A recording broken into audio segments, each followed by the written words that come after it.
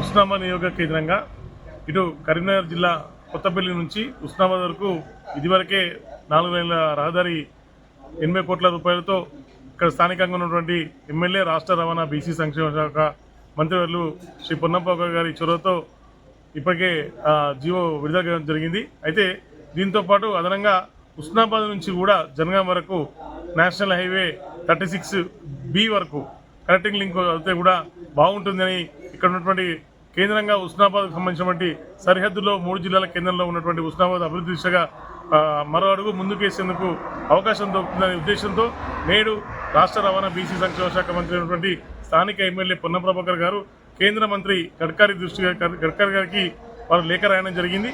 ఆ లేఖ అనుగుణంగా స్థానికంగా ఉన్నటువంటి ఎంపీ బండి సంజయ్ కూడా చొరవ తీసుకొని ఇక్కడ ఉన్నటువంటి 4 లేన్ పనులను వెంటనే ప్రారంభించే దిశగా వారి ఆర్డర్ కాపీ ఇచ్చే విధంగా ప్రయత్నం చేయాలని చెప్పి కోరుకుంటున్నాం. ఎందుకంటే ఉస్నాబాద్ నుంచి కేంద్ర రహదారి ఇవ్వడం వల్ల కూడా పుణ్యక్షేత్రాలకు కూడా యాదగిరిగుట్ట నుంచి వెళ్ళడానికి రహదారి కూడా అనుకూలంగా ఉంటుంది.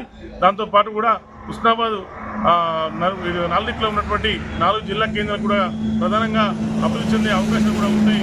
ఇటు ఎల్కతుర్తి నుంచి సంగారెడ్డి వరకు ఏదైతే హైవే ఉంది, అలాగే కొత్తపల్లి నుంచి ఇప్పటికే ఆర్డర్ కాపీ వచ్చినటువంటి ఉస్నాబాద్ వరకు కూడా ఉస్నాబాద్ జనగాం రావడం వల్ల కూడా 4 జిల్లా కేంద్రాల్లో ఉస్నాబాద్ ప్రధానంగా మారే అవకాశం ఉంది. కాబట్టి వెంటనే చొరవ తీసుకొని కేంద్ర ప్రభుత్వం కూడా 4 లైన్ల రహదారి పూర్తి చేసే విధంగా ప్రయత్నం చేయాలని కోరుకుంటున్నాం.